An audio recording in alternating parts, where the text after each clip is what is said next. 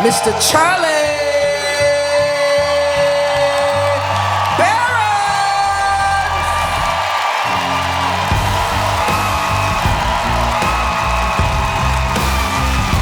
Hamilton, Wisconsin, how in the hell are you guys? Oh my God, it is good to see you. Holy smokes, a lot of flannel out there, I gotta tell you what.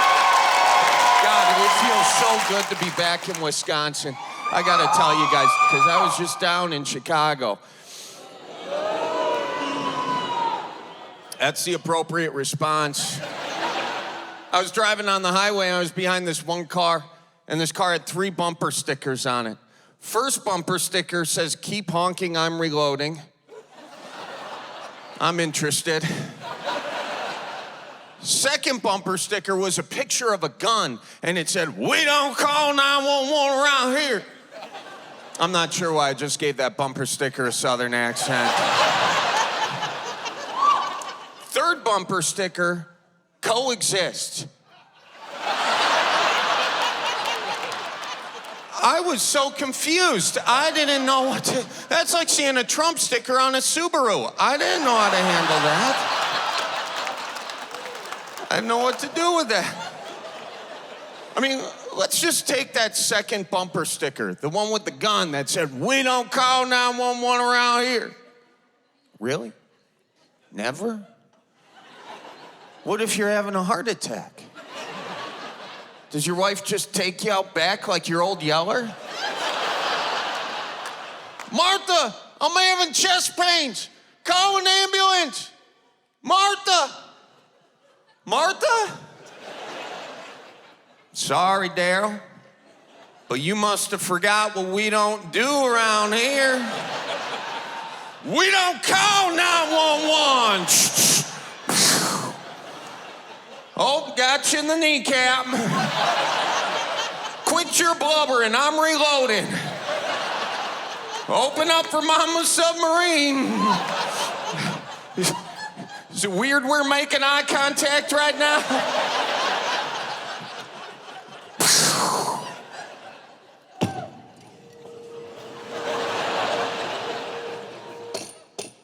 And now we'll coexist with the garden. That is a DIY funeral, guys. Little DIY RIP. And I appreciate that. I appreciate that because I'm a DIY guy myself. I am. Yeah, thank you. I was doing my own plumbing this week. And yeah, I don't recommend that. Doing your own plumbing, it's kind of like doing your own colonoscopy. You might save some money, but you're gonna see some shit. I'll tell you that. Tell you that. So I was putting this water filter in, all right? Now, the reason I was putting a water filter in is I was on my phone doing some research. I was doom scrolling, and I came across an article from National Geographic that said there's so many microplastics in our water that it's in all of our brains, and it's in our blood, and it's in our lungs. And fellas, my guys, my dudes, it's in our balls. So I says, I gotta put a water filter in before I can start playing pickleball with these things. Fine, ping pong. What do you want from me? All right? So I got that water filter in, you know, and I'm sitting there unwrenching things. And you should know by the fact that I just said unwrenching things that I had no business unwrenching anything. I was successfully able to remove the faucet hose from the wall, but I forgot turn off the main water valve. I had a freaking fire hose shooting out of my deal, but it's not my fault. I got plastic in my brain, all right? So I'm slipping all around like I'm in Diddy's mansion, you know, and So I was able to get all the water out, and by that time, the wood floors are buckling. So what I'm telling you is my effort to save $200 on a plumber. Now, I'm supposed to spend $5,000 on a carpenter. So I've been taking up woodworking, and I can't help it, guys. I'm Midwest cheap. Midwest cheap, it's a hereditary disease. It's passed down from your father's side, traditionally. That's where I got it from. I got it from my Grandpa Bob. There was this one time that my Grandma Sue's here tonight. Where's my Grandma Sue at? Oh, she's right there. There she is. Hey, Grandma. There was this one time my Grandma Sue's dentures broke. And she asked my Grandpa Bob to take him to the dentist. My Grandpa Bob did not take him to the dentist. He took those dentures to the basement to fix them with a drill like a medieval orthodontist. My Grandma Sue was so pissed, she was screaming at him, will you get back up here when I'm goddamn nothing went down the matter with you? She had to go to the garage to kidnap his tackle box and use it as a bargaining chip because this turned into a hostage situation. She was just holding his bucktails over the garbage disposal. I dare you! I dare you! If my Grandpa Bob was here with us tonight, he would be, is my balcony with me? Is the very last row in the third balcony with me? That's where my Grandpa Bob would be sitting, okay? They are Midwest cheap too. They save money on the ticket, they spend it on the beer. That's the move. Meanwhile, my Grandma Sue, before the show, she was out here in the front row putting jackets on these seats like she was saving it for Christmas Mass. Because my Grandma Sue is Midwest rich. She didn't have any money either, but her credit card don't know it yet. That's what kept the fire alive in their marriage for 60 years. Grandma Sue, she would say something like, Bob, the dishwasher smells like burning rubber. And then my Grandpa Bob would say something like, then stop smelling things. There was a moment, though, toward the end of my Grandpa Bob's life where he got really serious with my Grandma Sue. He said, Sue, I know you want to fix all these appliances, but you're just going to have to wait till after I die, because spending the money would kill me dead. And then my Grandpa Bob passed away. And look, everybody's got their own way of mourning. Some people turn to therapy. Some people turn to the bottle. My Grandma Sue, she turned to the good book, the Lowe's home catalog. The very next day, Grandma Sue replaced every single appliance in that kitchen like she just won the Price is Right Showcase Showdown. That's how it went. So I'm Midwest cheap. Like the other day, the zipper on my suitcase broke. Now, here's what a normal person would do in that situation. They buy a new suitcase, but not me. No, why would I buy a new suitcase when I got a free ratchet strap hanging in the garage? I just strapped that sucker up, I slapped it, I says, that's not going anywhere. Which is exactly what the TSA said. And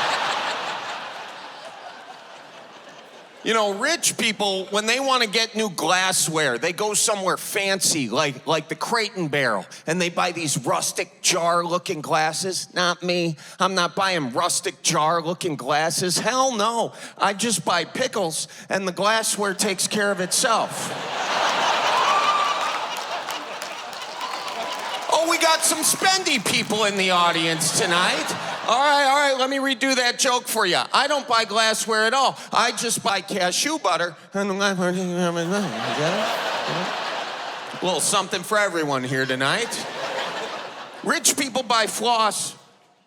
I'm not buying floss. No, I've been using the same piece of fishing line for the past 3 years. I'm gonna hand it down to my grandchildren. Rich people, when they go on vacation, they fly somewhere exotic and they stay at the fanciest hotels, like the Radisson, you know? Not me, I'm not staying at no Radisson. No, I am driving to the Holiday Inn and sleeping in my car in the parking lot. Because then I wake up in the morning, I walk inside, boom, free continental breakfast.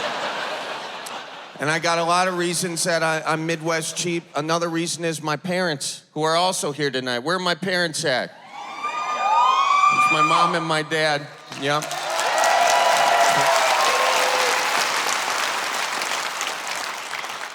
They're Midwest cheap.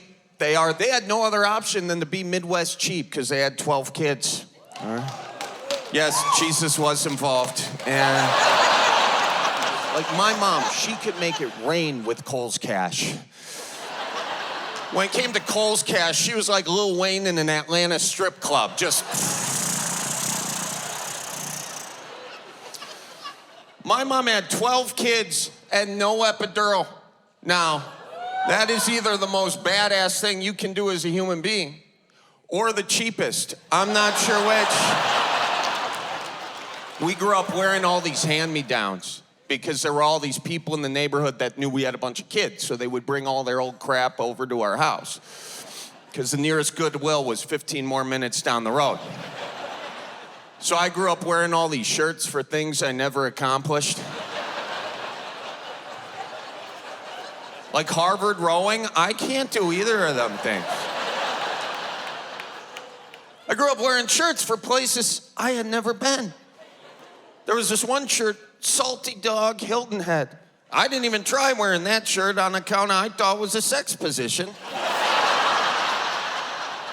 I got my first soccer jersey from this pile of clothes. Now look, growing up I didn't watch professional soccer because I had friends, but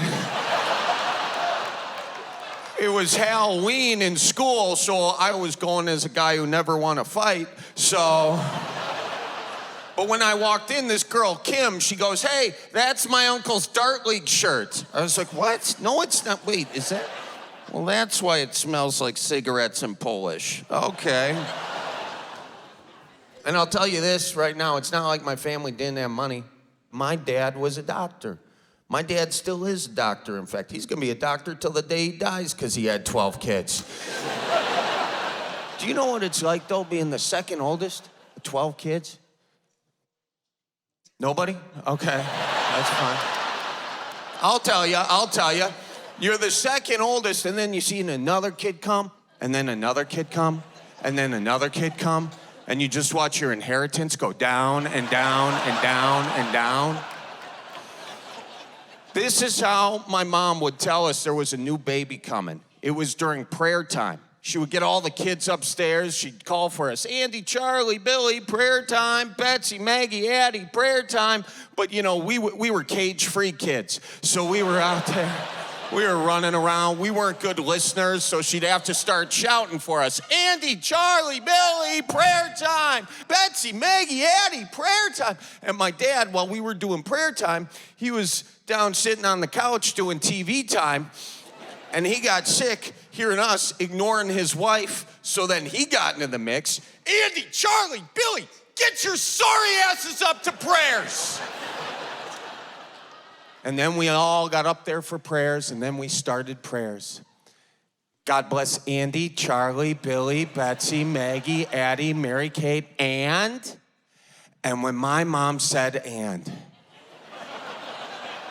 me and my brothers were looking at each other like, how are they still doing it? Where do they find the time? Is this why we're in CCD? I get it.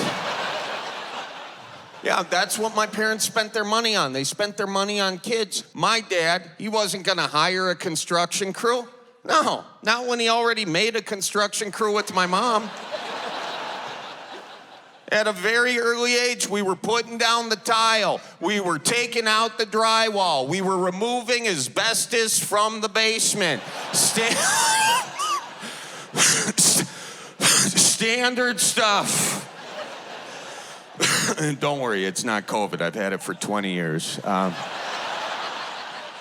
So I went inside seeking some workman's compensation, you know. I was like, Dad, can I get paid for this? He's like, you know what? You've already been paid. With a roof over your head, 3 square meals, and by the way, character. Oh, that really stretched my slinky. I'll tell you that right now. Because character's not gonna buy you Gak. Character's not gonna buy you a Dunkin' Yo-Yo. Character's not gonna buy you Pogs. Now, if you're sitting out there saying, yeah, those were some pretty cool toys, I'm here to let you know your colonoscopy is not gonna schedule itself. Hey guys, real quick, 15-second deal here. Thanks for watching the special. It means a lot to me. If you want to like and subscribe, that'd be pretty cool. And also, I want to let you know that this special is brought to you by Berens Old Fashioned Brandy. The more of it you buy, the less money we lose on the special. Thanks, Miles. Cheers. Cheers. But I figured out a little loophole, guys. I figured out that if I got a real job, well, then I couldn't be put to work for free, all right? So at the age of 12 years old, I got my first official job as a caddy. So, yeah, great. Dead silence. Okay. That's fine. I'll take dead silence. It's better than the reaction I got when I said that in California, because somebody shouted back, 12 years old? I'm sorry, that's child labor. I was like, that's not child labor, lady. It's a part-time job, all right? Child labor is very different. Child labor is what made the golf bag. It's true, it's a Nike golf bag.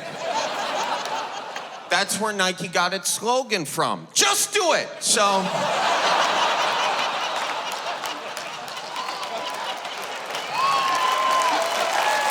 right.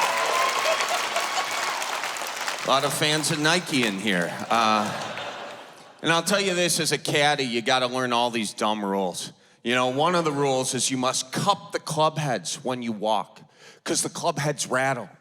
And golf is a very serious game. And you must not disturb the middle-aged men from hitting on the underage bev cart girls. That is not okay. That is not okay. Cut to me walking up to the 9th hole, though. I'm because I'm 12 years old, guys. I forgot to care, all right? So I get up there, I pull out the putter, I give the putter to my member. Very weird name for a 12-year-old to call a grown man, but he takes the putter, and he putts, and he misses by a long shot. Like, it wasn't even close. That ball rolled off the green. But then he gets mad at me. He's like, do you know what was in my head that whole damn time? I was like, oh, you should probably lawyer up for what you said to that bev cart girl. He said, all I could think of was the rattling of those clubs. I was like, oh, geez Louise, if you are this man now, just wait till you figure out I lost your 9-iron.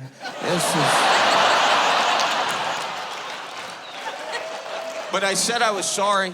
I says, I'm sorry, you know? And that's something that's really stuck with me to adulthood. Guys, I am always saying I'm sorry. Because I'm a Midwest guy, right? I'm trying to be overly polite. Like, oh, sorry, didn't see you there. Oh, sorry, I'm late. Oh, sorry, you stepped on my foot. That's my bad. Sorry, I brought beer into church. I didn't know. Not really a wine guy. Thought it was BYOB for the JC. I'm sorry. Sorry, we're cousins. Sorry, I'm not giving you any further context to that sorry. I am always saying I'm sorry. I never mean it, but I always say it. Plus, I got a lot of reasons to be sorry, because I got a scotch of the ADHD. Just a scotch, not a dab, just a scotch. No, I mean it. I went to the doctor, I got it official.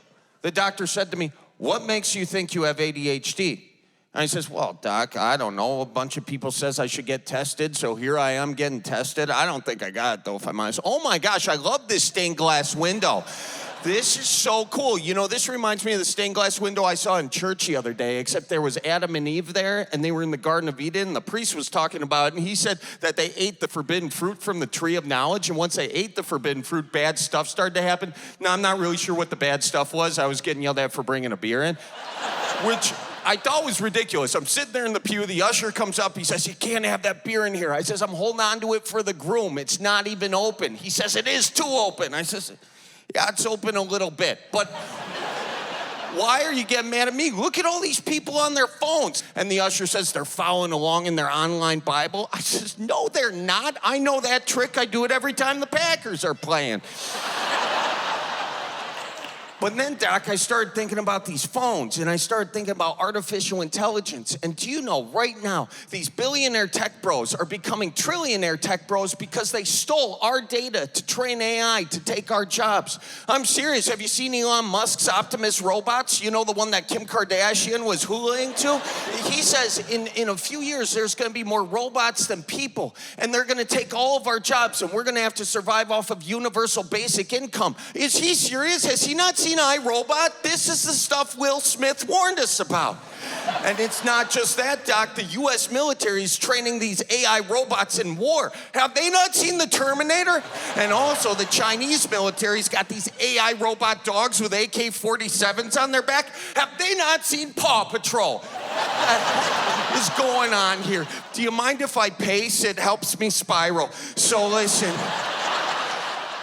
I'm not saying that artificial intelligence is all bad. No, I think it can do a lot of good. It can make a lot of medical advances. It can help us fight climate change. But right now, these tech giants are racing to superintelligence. And they have all admitted that superintelligence could kill the entire human race if they're not being safe about it. So are they being safe about it? Well, Doc, let me put it to you like this. You've been ice fishing, right?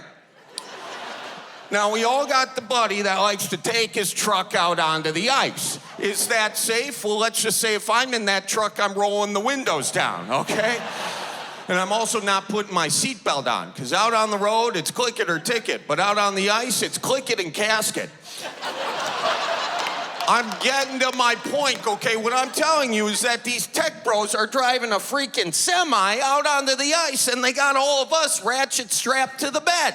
They are spending all their money making it stronger, not safer, because they're racing to superintelligence, because the first one there gets to become a trillionaire because the AI takes all of our jobs. That's right, I'm telling you, we are risking human civilization so a bunch of CEOs don't need to pay workmen's compensation. It makes absolutely no sense. By the way, is that ink splotch supposed to be a butterfly or a vagina? Because right here, I'm seeing butterfly, but up here, it's looking a little frisky now. Anyways, Doc, I know what you're thinking. There must be some kind of regulation on artificial intelligence. No, there is more regulation on a bratwurst than the entire artificial intelligence industry. Why? Because these billionaire tech bros are bribing Congress. Oh, I didn't mean to say bribing. Phones are listening. They're lobbying Congress.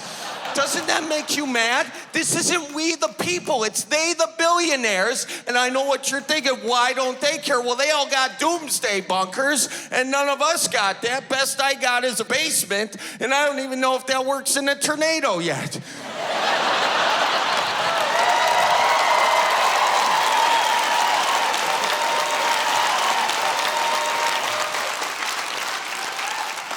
You're mad. You're mad, aren't you? I'm mad too. Hey, you know what? We don't have to be mad. Let's call our congressman. We can make our voice be heard. We can tell them that we need an international treaty for AI safety. We will not let our families get hurt. No, we will make our voices heard. Let's do it together. We will not be distracted. Actually, first, check out this video in my feed. Isn't that cool? God, squirrels, they do the darndest things. Oh, yeah. Oh my gosh.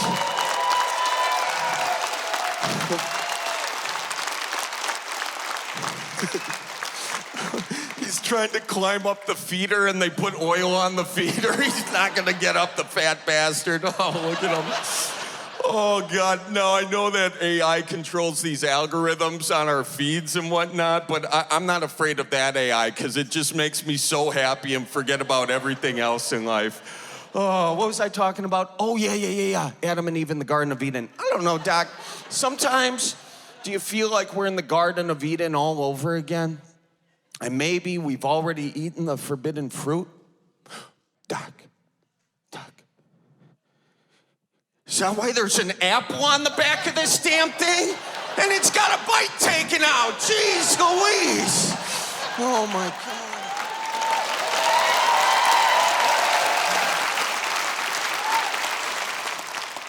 And before I could even finish answering his question, he handed me a prescription for legal meth. It was crazy. Crazy. Nah, I tell you guys, that's what ADD does to me. It sends me deep, deep down these rabbit holes. Meanwhile, my simple to-do list, yeah, it doesn't stand a chance. No, I call it procrastination through disasterbation. I perfected it. Like, I spent 3 full days looking into how climate change was killing the walleye population in northern Wisconsin and then also killing the economy in northern Wisconsin because of the lack of snow with the snowmobiling season. 3 full days I spent looking into that, and 3 full months just never getting health insurance. I just didn't get it. And then I had to go to the ER. I'm fine, thanks for none of you asking. I had to go to the ER because I cut the ball of my foot, and I had to get 8 stitches in the ball of my foot. Yeah. Now that's bad news. Here's the good news. Fellas, if you have to cut one of your balls, I'm telling you guys, the ball of your foot is the one you want to cut. It's a pro tip right there. Now, here's how I cut the ball of my foot, all right? I was swimming with my buddies in this pool that we found. And I says, fellas, can I interest you in a little game of mermaids? And if you're not sure what mermaids is, it's a great game. It's where you swim underwater as long as you can on one breath of air, okay? And before you ask, no, I was not drunk. I was the other one, but I was not drunk.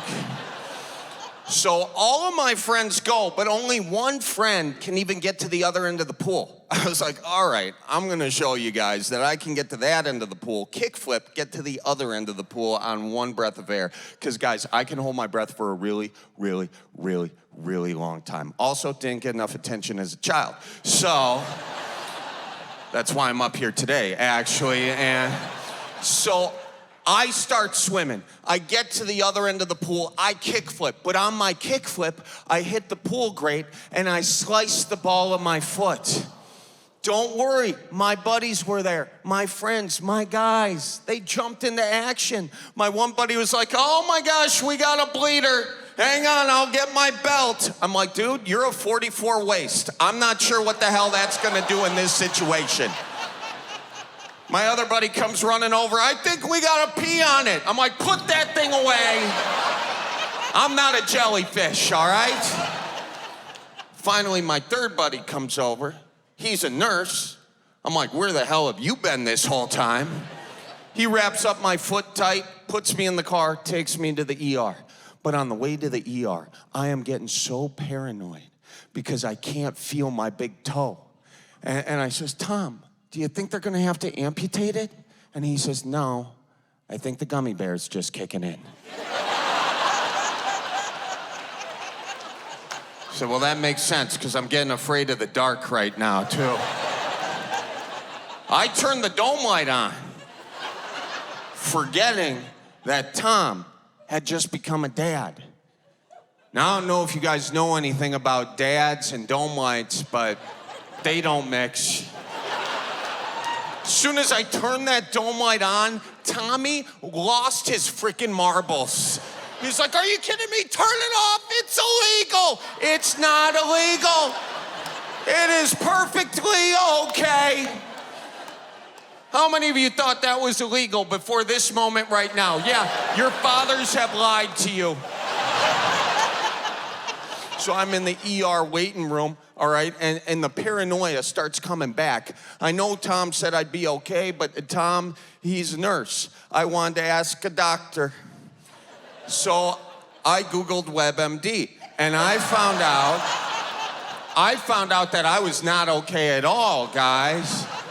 No, I had 4 cases of the cancer, 1 case of the rubella, which I'm pretty sure is a lettuce. So I was gonna need some dressing for that. And the oral herp. I was like, this is not good, this is not good. This is making me more paranoid. I gotta Google something else, anything else. But Google saw that I was Googling all these feet things. And so they decided to suggest me the website WikiFeet. I'll explain WikiFeet for all of you pretending not to know what a foot fetish is.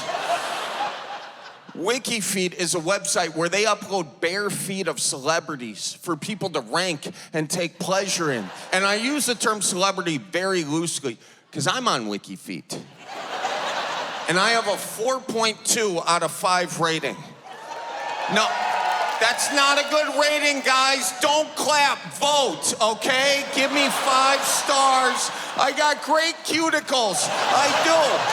Sir, eyes up here, okay? I'm up here. I'm gonna tell this to you guys right now, and I don't care if I get canceled for saying it. I believe that foot erotica is deteriorating the fabric of the American nuclear family. Oh, you're not on board yet? You'll get on board. Think about it. We used to get married and have kids in our early 20s. Now we're waiting till our 30s, till our 40s. Why? It's this easy access to foot erotica. Why buy the leg when you can get the foot for free?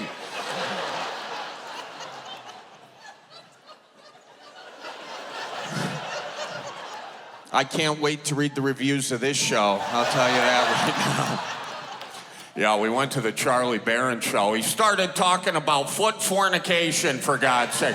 Me and the missus, we are praying for his soul. I mean, honestly. Now, Linda did look him up. Apparently, the kid's got some nice arches, but you keep that stuff in the bedroom, you know? So I'm sitting there in the deal, and I'm waiting to get stitched up, and I'm looking at these feet, and I'm like, you know, these aren't so bad. Maybe it was just the wrong angle. So I grab my phone, because, guys, you know it's all about the angle when you're sending fish pics and only fish pics, you know? So I take a picture, I put it on my Instagram story. I says, felt cute, might delete later. And then the doctor comes in, and he stitches up my foot, and he sends me on my way. And then I got the bill. And if you remember, I didn't have health insurance. 8 stitches cost me $4,500. That's approximately $562.50 a stitch. Yes, I used a calculator. And the doc says, come on back and I'll take those stitches out. Oh, no, you will not, sir. No, fool me once, shame on you. Fool me twice, I am using my buck knife. So I took out my stitches, and then I got health insurance because I needed a tetanus shot. So there you have it. Oh, you guys are great. You guys are too kind. Be kind. Is anyone out there from South Dakota? Okay, good. This joke will work. So I went to South Dakota, all right? I went to Sioux Falls, and I checked into the hotel at Sioux Falls, and when I checked in, I got upgraded to a suite, okay? Now, I'm not trying to brag. It was Sioux Falls, South Dakota on a Wednesday night. No one was using it, all right? And by it, I mean the city. It was dead. And look, I love South Dakota as much as the next pheasant, but in January, you know, people are vacationing, so... Anyways, I was so excited to have my own hotel suite because you got to remember, I mean, I'm Midwest cheap. I grew up 1 of 12 kids. I grew up sleeping in a 3-tiered bunk bed system. I had 2 people peeing on me every night. So to be able to sprawl out in my own bed and not worry about my brother in the other room pointing an airsoft gun through the crack of the door at my nipple, there's something so nice about that. But my excitement for having my own hotel suite went away as soon as I walked in the door. Because as soon as I walked in, there were these 2 TVs, and both TVs are at full volume, playing the worst menu screen music you have ever heard in your life. It was like...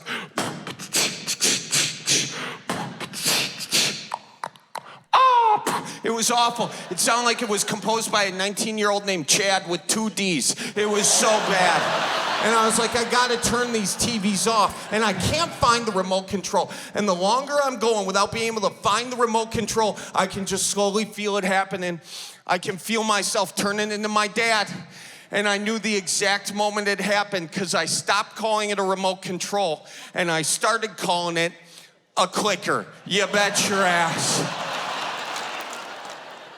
As soon as I said the word clicker, my shoes turned into white New Balances, and I was running around. I was like, Where in the hell is the clicker? What, did it grow legs and walk away?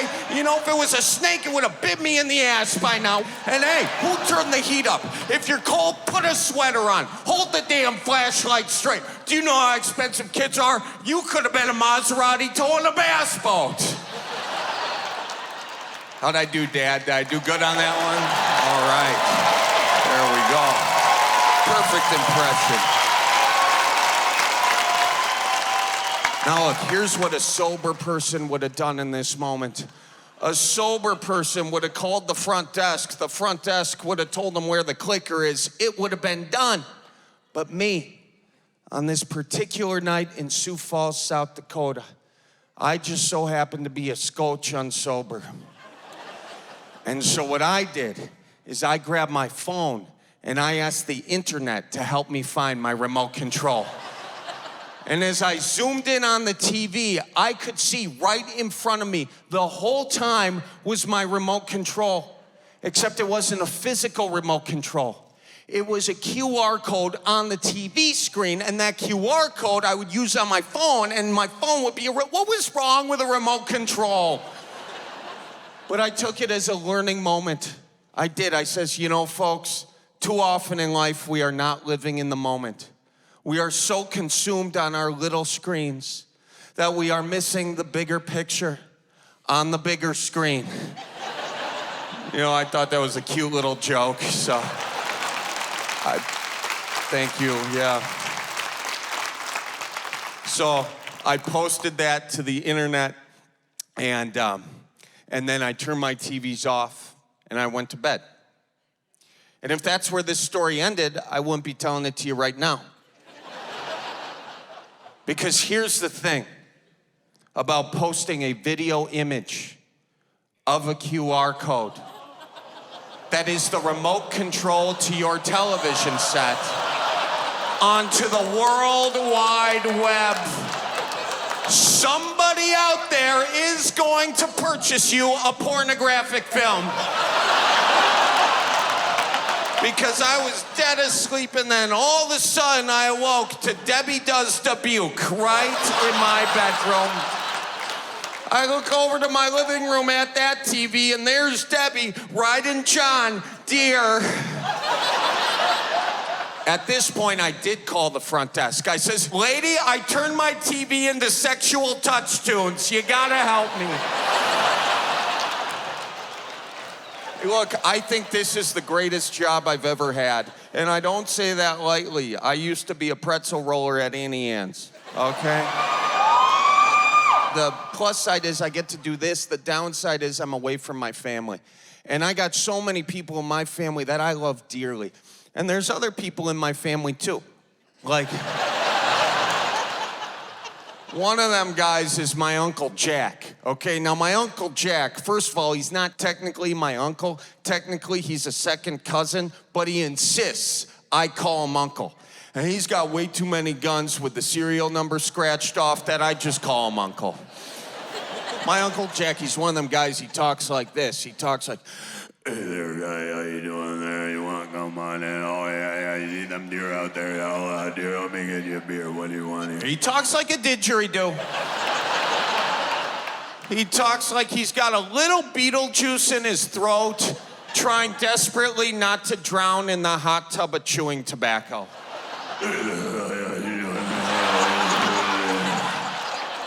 I love him. I love everything about him. I love the way he dresses. He always has worn the same thing ever since I known him. Pair of jeans, t-shirt tucked into the jeans. And it's a V-neck t-shirt.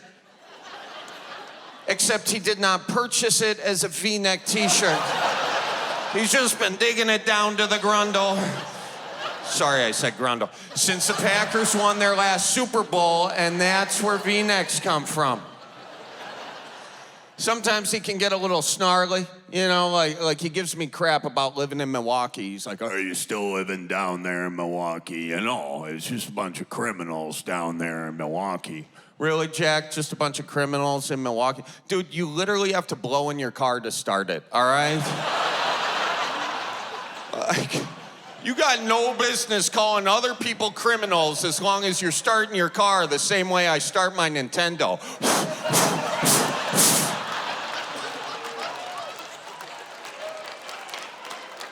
You ask your mom why that's funny, okay?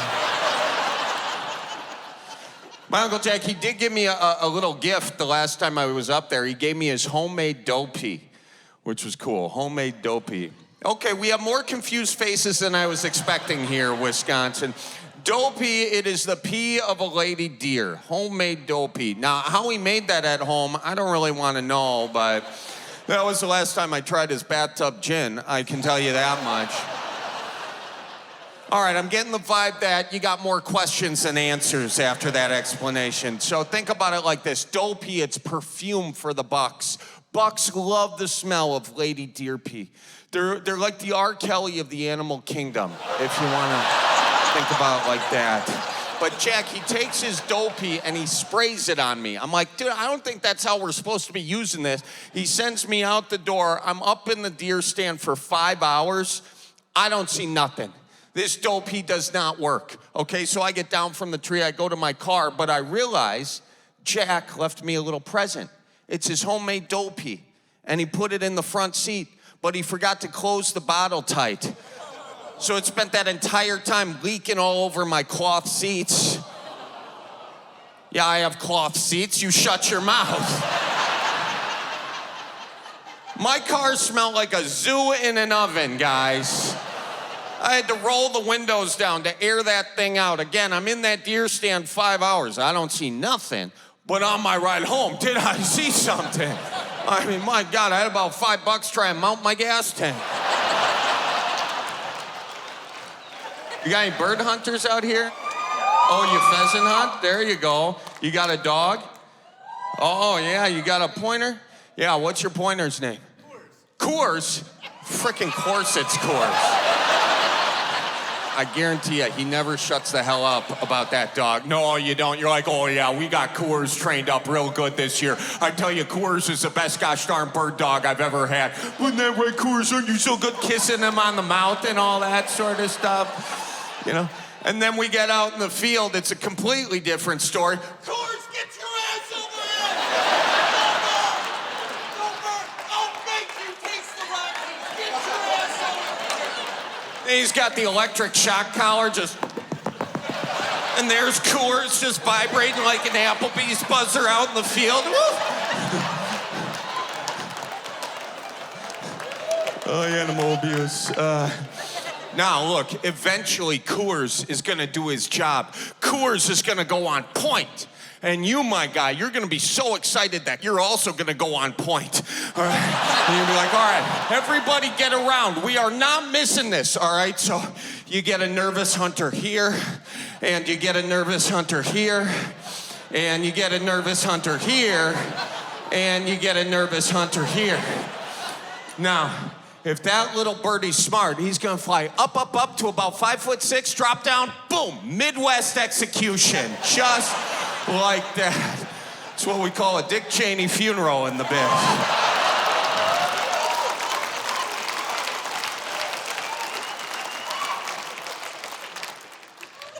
I like hunting, I like fishing. Fishing, we grew up fishing. My dad used to do this fun thing, like he put fishing tackle underneath our pillows, you know? So like I'd wake up with the bobbers and my brother would wake up with a pierced ear. It was pretty cool. It was pretty cool, but I'll tell you guys this about being in a family of 12. There's 2 generations in a family of 12, okay? There's the older kids, the ones that were raised right. And then there's everyone else, and I don't know who the hell raised them, to be quite honest with you. The older ones, we were raised, you know, the way my dad was raised in a lot of ways. And my dad, he'd be out there 8 years old. They didn't have a lot of money, so he started a business digging for worms, just digging. Rain, when he heard the sound of rain, he heard the sound of money. My dad, he would pay his siblings a penny a day. He was a fascist from a very early age. And that's how he raised the older kids. But the younger kids, like I said, I don't know what happened. Like I was over at my folks' house the other day, and my little sister was there, the youngest, Ellie, the princess, and she goes up to my parents and says, "Good night, Mom and Dad, I love you." And my mom said, "I love you," because she's weak. But my dad also said, "I love you." And I was like, what the... Now, don't get me wrong. We were told I love you as kids. We were. Like, if I said, good night, Mom and Dad, I love you, my mom would say, I love you. And my dad would say, okay. My mom told me I love you every single day. But my dad, he's like a lot of Midwest dads out there. He needed a special occasion to say, I love you. You know, like a death or a near drowning or a Packers playoff win, you know? He wasn't just handing out I love yous all willy-nilly on a Tuesday night. Are you freaking kidding me now? I was so sad because I thought I had lost the dad that I had always known. But then there was a glimmer of hope. My dad came over to my house to help me do some drywall.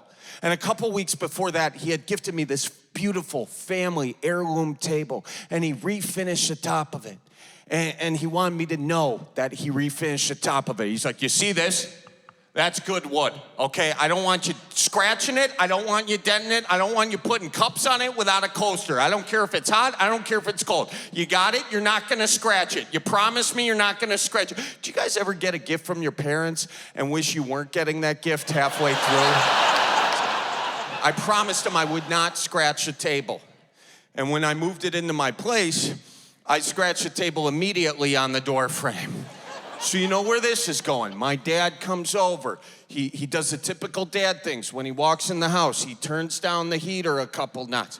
He looks up at the lights on. He goes, the hell's the matter with you? This place is lit up like a Polish church. What's your problem?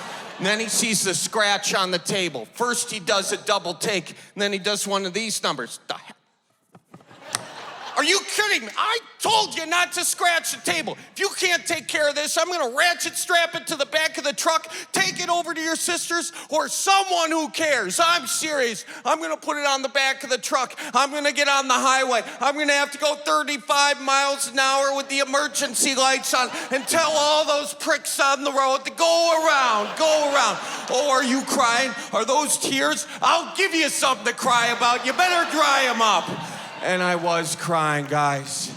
I was crying like I hadn't cried in a long, long time. Because the dad I thought I had lost, he was there the whole time.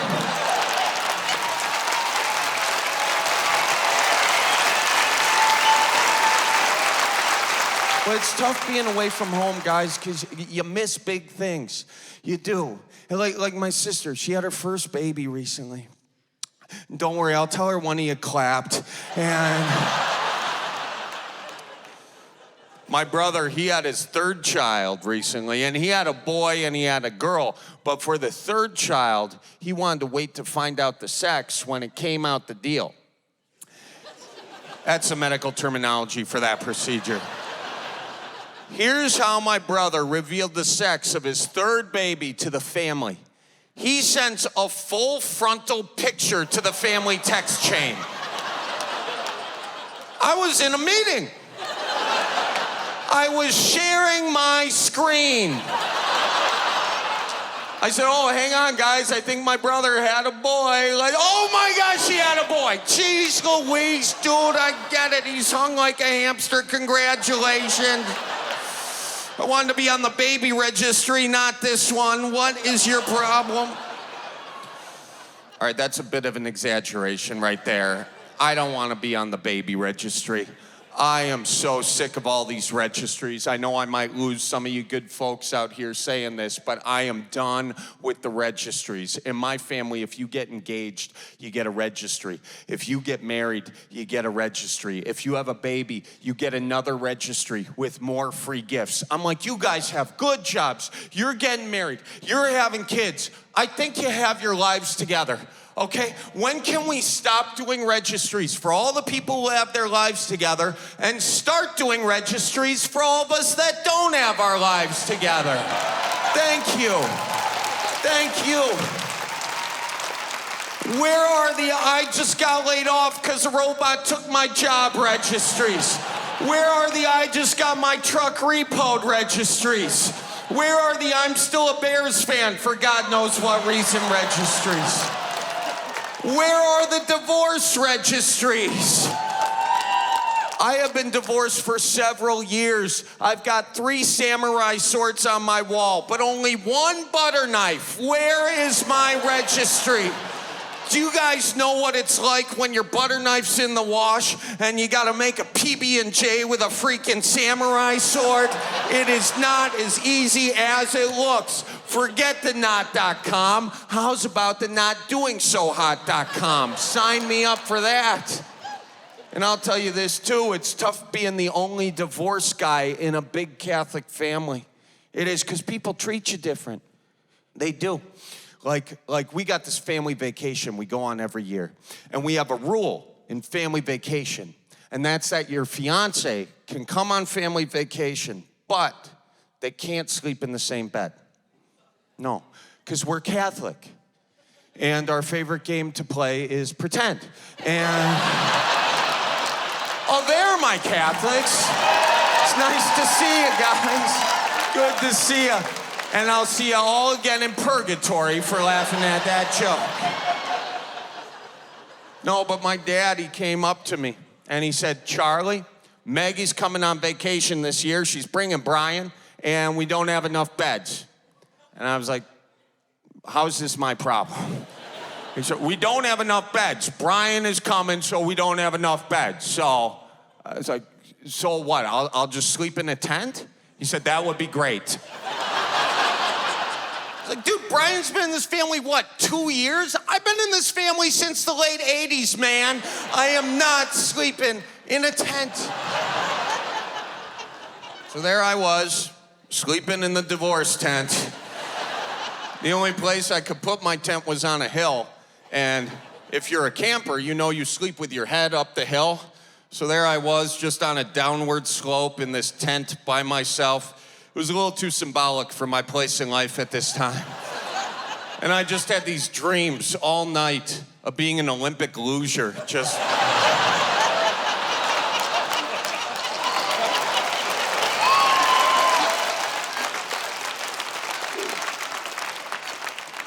And I'll tell you guys this, one of the silver linings in being the divorced guy in the family is you get to spend your time doing other things. And I spent a lot of time hanging out with that lady right there, my Grandma Sue.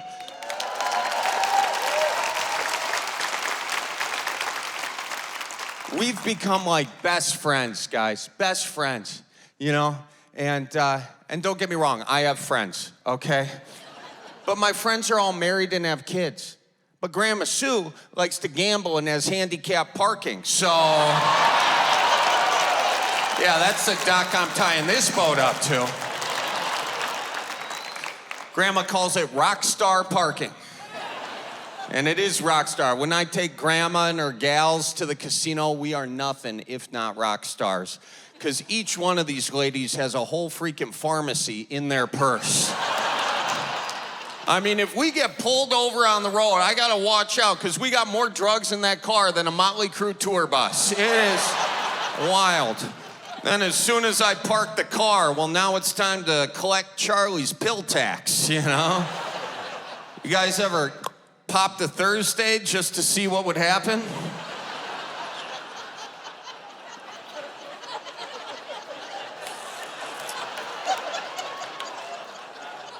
You get thin blood and minor hallucinations.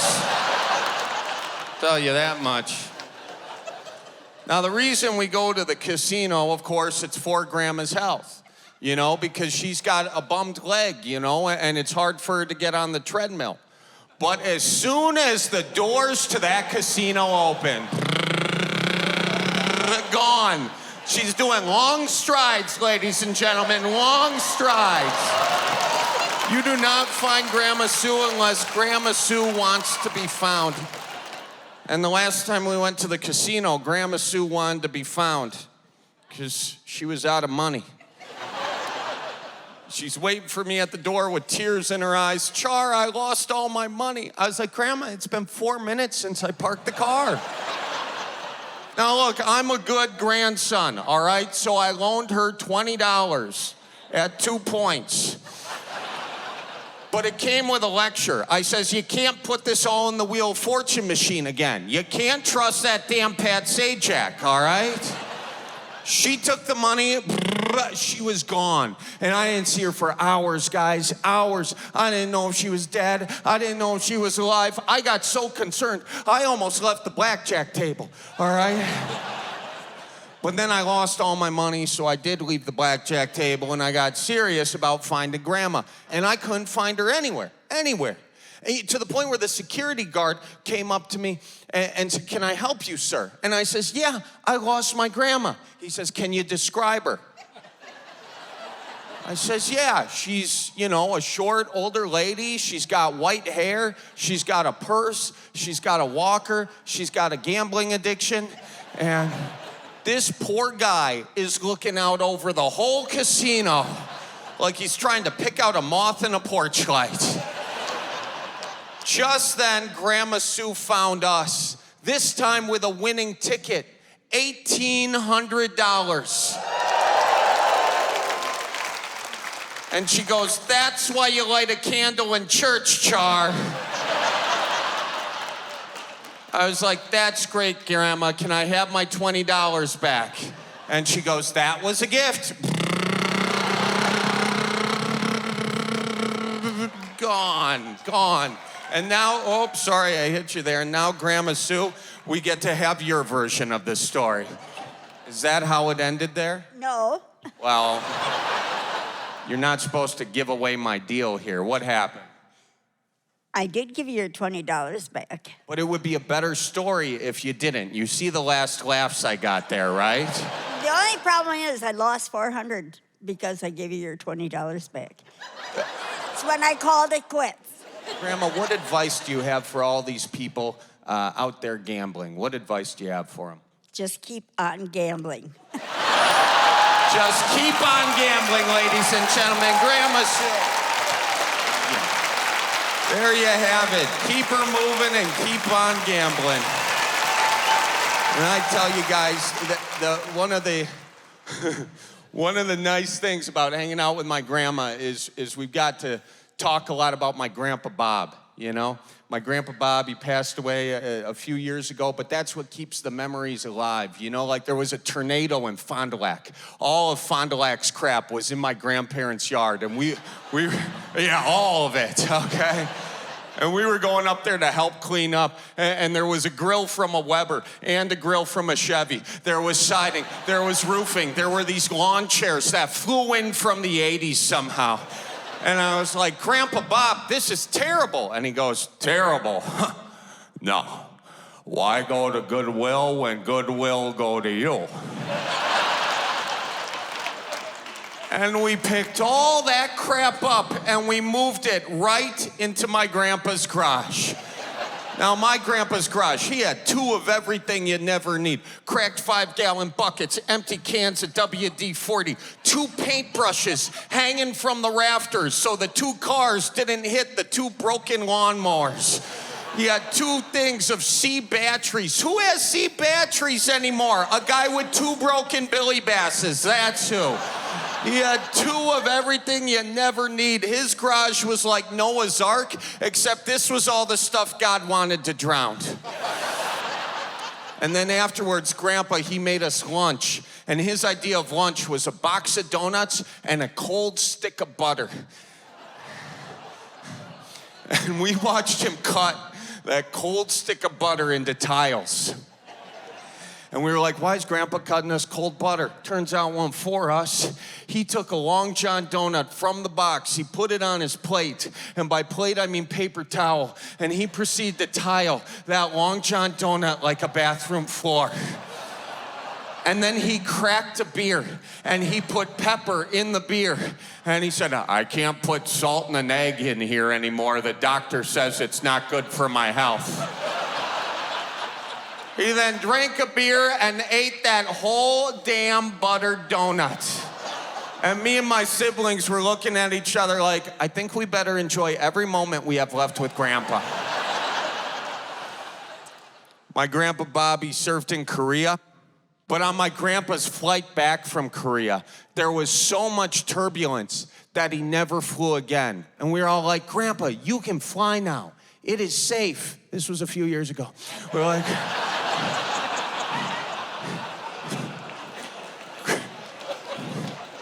What do you want me to do?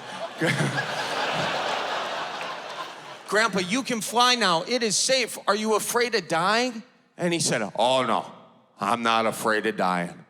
No, when it's your time to go, the good Lord will take you, because it's your time to go. But when it's the pilot's time to go, I'm not going to be in that goddamn airplane.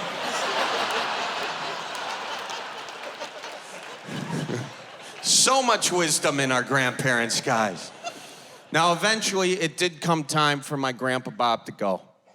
On his last day with us, my dad came up to Fond du Lac to take him to the hospital, and he got him in the car, and he wasn't looking too good. And so my dad said, I'm going to get you an overnight bag because you might have to spend the night in the hospital. And that's when my Grandpa Bob looked at my dad, and he said his last 3 words. He said, I love you. I'm kidding. He said, that sounds expensive. Those were his last words. That sounds expensive. And what we didn't realize was on Grandpa Bob's last day with us, he was teaching us a very important life lesson. Because as soon as he said, that sounds expensive, now he's got to take a $5,000 ambulance ride to the hospital. Ambulance ride, $5,000. ER bill, $3,000. Life support, $6,000. But skipping out on the bill and doing a die and dash right to heaven, ladies and gentlemen, that is priceless. Appleton, thank you so much for coming out. Thank you so much. I love you guys. Everyone keep her moving. Watch for deer. And as always, go Packers. And God bless you all. Thank you. I gotta go. If you guys need a casserole, come to my garage freezer, all right? I'll hook it up. We'll see you soon now. All right, tell your folks I says hi. I like my summers with grass beneath my feet. I like my winters days short and sweet. Life goes on and on, you can be rough all day and day, but I've always got time for an old-fashioned brandy. An old-fashioned life, it gets sweet and it gets sour. An old-fashioned life can't be happy every hour. Yeah, now we need a nickname for Grandma. No nickname. Lucy Susie. Oh, wow. But I wasn't Wow. Lucy until after we were married. We keep going through this. I'm going to tuck and roll out of this car myself. A ghost is going to be driving you guys to the casino. Good God.